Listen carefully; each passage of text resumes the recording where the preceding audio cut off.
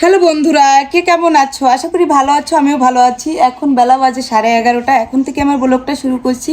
আর আজকে হচ্ছে লোকনাথ বাবার মন্দিরে যাব।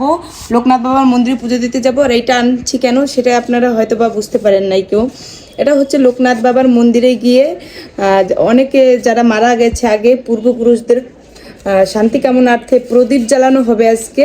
তো সেখানে হচ্ছে আমিও যাব প্রদীপ জ্বালাতে। প্রথমে ভেবেছিলাম আমি হয়তো বা পারবো না, কয়েক জন্য হচ্ছে আমি আজকে প্রদীপ জ্বালাতে যাব। আর এই ফোনটা নিয়ে এসেছি, এটাতে হচ্ছে প্রদীপগুলো রাখবো। এখন হচ্ছে এটাকে সাজিয়ে নিব, আমার কাছে তেমন কিছু নাই, আলতা দিয়ে সাজাবো। আর এখন হচ্ছে আমি স্নান করে ফ্রেশ ট্রেশ হয়ে এসে পুজো দিয়ে তারপরে হচ্ছে যাব মন্দিরে। তো আপনারা দেখতে থাকুন কিভাবে কি করি আমরা।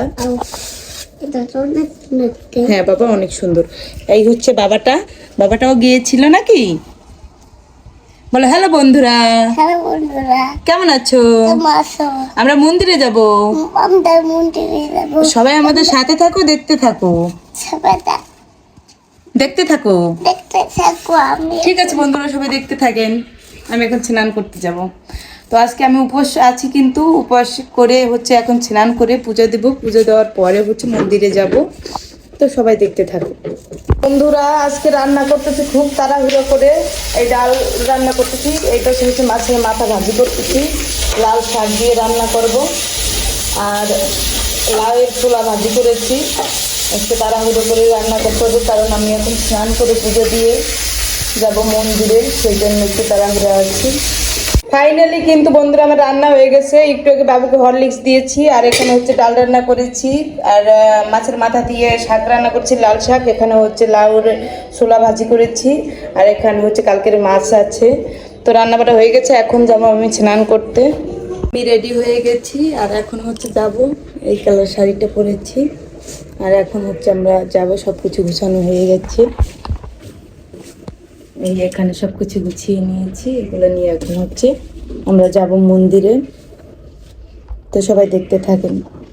চিকন একটা রাস্তা দিয়ে আমরা হচ্ছে মন্দিরে চলে যাচ্ছি। আর আমার হাতে সব কিছু গুছিয়ে নিয়েছি, আর বাবুকে দিয়েছি পড়শিয়া মামুনির কাছে। আমি ওই দিদির সাথে এসেছি। আর এখনই হচ্ছে আমরা মন্দিরে এসে পড়েছি। তো সবাই দেখতে থাকো। মন্দিরে এসে পড়েছি। মন্দিরে তেমন কোনো লোক এখন পর্যন্ত এসে পৌঁছাতে পারেনি। এখন পর্যন্ত অনেক বেলা আছে। আমরা হচ্ছে 2টা-2:30টার দিকে এসে পড়েছি এখানে। মন্দিরে এসে আগে আমরা বাবা লোকনাথের কাছে গেলাম, বাবা লোকনাথকে প্রণাম করতে, আর হচ্ছে ধূপকাঠি মোমবাতি জ্বালানোর জন্য। আমরা যাওয়ার কিছুক্ষণ পরেই কিন্তু লোক আসতেছিল। আর আমার ফোনে এমবি ছিল না, সেই জন্য আমি এবার একটু এমবি ভরে নিয়েছিলাম। তারপরে এসে আমি বসছিলাম এখানে। তো এখন পর্যন্ত কিন্তু অনেক লোক আসা বাকি আছে। আর এপাশে পূজাও শুরু হয়ে গেছে।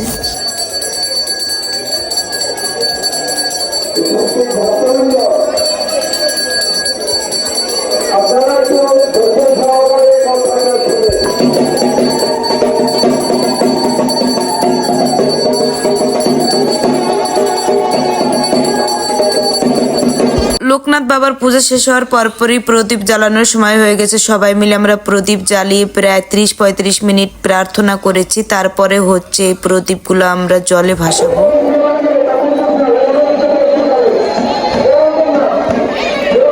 লোকনাথ বাবার নামে প্রদীপ জ্বালানোর পরে আমরা হচ্ছে এখন এই প্রদীপগুলো যাব জলে ভাসাতে মা গঙ্গার কাছে। আর আসার পরপরই হচ্ছে প্রসাদ দিয়ে দিচ্ছিল, প্রসাদ খেয়ে নিলাম। প্রসাদ খাওয়ার পরেই আমরা বাসায় এসে পড়েছি। বন্ধুরা, আজকের ভিডিওটা এই পর্যন্তই। সবাই ভালো থাকবেন। হরে কৃষ্ণ, রাধে রাধে।